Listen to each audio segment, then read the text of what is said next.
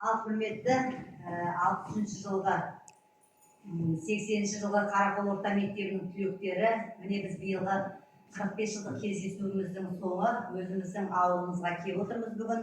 Ондағы себебіміз сол 45 жылдық кездесуде осы Қарақол өңірінің ардақты құрметті ардагері болған Құрсабаев Қыдырбай ағаның ұлы Мұхаммед Кәрім деген бізбен бірге оқығанын білесіздер.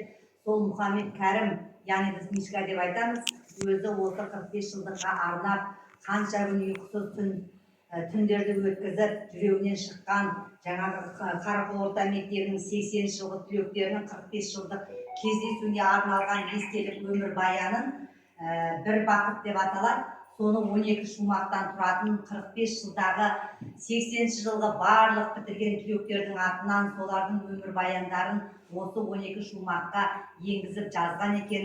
Соны осы Қарақолдан барған, Айгөзден барған біздерге аманат етіп тапсырған Қарақолдың мектебінің мұражайына апарып өткізіңіздер. Бұл деген тарих, бізден кейінгі ұрпақтар, Қарақолдың музейіне келген барлық қарақолдықтар 80 жылғы бітірген түлектердің шығарған естелігін оқысын.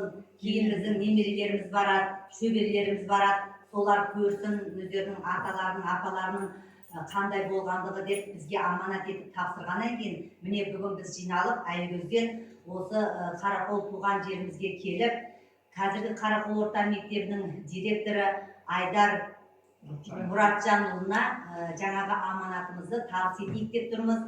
Енді бұл аманаттың ішіндегі сөздердің барлығы сол 45 жылдықта оқылған, Мишканың өзі оқып берген.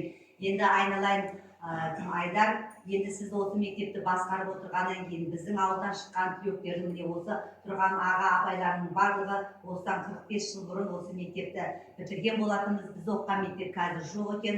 Енді мынау заманауи жаңа жайлы мектеп заман талабына сай салынып жатқан. Енді осы мектептен директор болып тұр екенсіз, өзіміздің ауылдасымызсыз, баламызсыз. Енді сізге аманатты табыс етеміз. Музейге қойып келген, жаңағы музейді көруге келген барлық қонақтарымызға, жаңағы өзің осы мектепте оқып жатқан Қарақолдың оқушыларына, бітіретін түлектерге айтарсыз біздің сәлемімізді. Осыдан 80 жыл, 45 жыл бұрын бітірген түлектердің бізге беріп кеткен естелігі. Оқыңыздар. Осы өлең шумақтарын оқығанда сол кездегі түлектердің өздерінің ағалары, апайлары бізбен бірге оқыған шығар. Енді міне сізге табыс етейін деп тұрмын. Мишка, естіп тұрсың, міне сенің аманатың мойныңдағы қара тасың түсіп, бүгін жақсылап ұйықтайтын шығарсың деген ойдамын. Міне қазақ аманатқа қиянат жасамасын деп тұр ғой, сол аманатты мен Айдар Мұратжанұлына табыс етіп тұрмын.